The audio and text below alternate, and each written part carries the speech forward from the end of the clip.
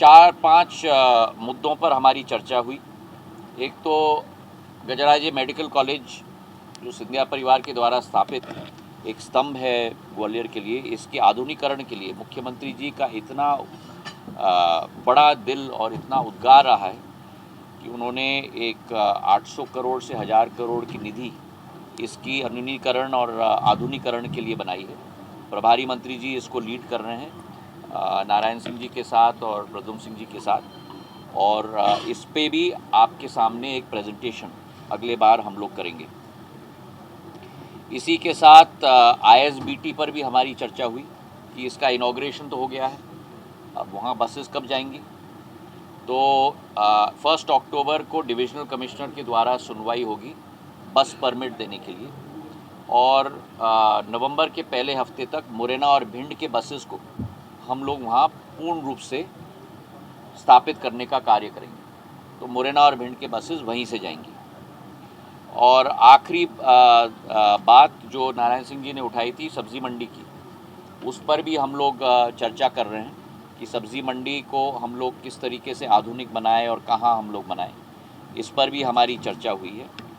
और आखिरी बात रोड्स की, क्योंकि सड़कों की स्थिति वाकई में बदहल है और धूल, मैं कल नारायण सिंह जी के साथ मैं प्रवास पे गया था, एक कोने में है। तो हमने इस पर करीब आधा घंटा चर्चा की है और प्रभारी मंत्री जी ने भी इस मुद्दे को उठाया है और ऊर्जा मंत्री जी ने भी, और हमने ये निर्देश दिए हैं कि अगली बैठक में ग्वालियर शहर की सभी रोड्स की वर्तमान स्थिति का जायज़ा लेके 3 रंगों में, लाल मतलब बदतर हालत, पीला मतलब जो वर्षा ऋतु के आधार पर थोड़े गड्ढे वड्ढे हो जाते हैं उनकी मरम्मत, और हरा मतलब टिप टॉप कंडीशन। पूरा नक्शा बनना चाहिए पूरे शहर का। और लाल और पीले श्रेणी के रोडों को दो हिस्सों में बांटना है। एक जहां सुएज और पानी की पाइपलाइन की प्रॉब्लम है जिसकी वजह से वहां कठिनाई है, और दूसरा जहां सुएज और पानी की पाइपलाइन की प्रॉब्लम नहीं है लेकिन फिर भी बदतर हालत है। तो तीव्र गति पर द्वितीय श्रेणी पर हम लोग जल्द से जल्द कार्य कर सकते हैं। और उसी के साथ लाल और पीले श्रेणी के लिए कितने सड़कों के लिए राशि उपलब्ध कराई जा चुकी है मध्य प्रदेश सरकार के द्वारा, नगर निगम के द्वारा, और बाकी रोड्स के लिए अनुमानित कितनी राशि की ज़रूरत है।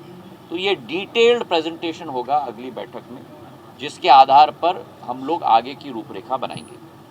तो इन सारे मुद्दों पर आज करीब 18-20 मुद्दों पर, ग्वालियर के विकास के साथ जुड़े हुए मुद्दे पर हमारी चर्चा हुई है।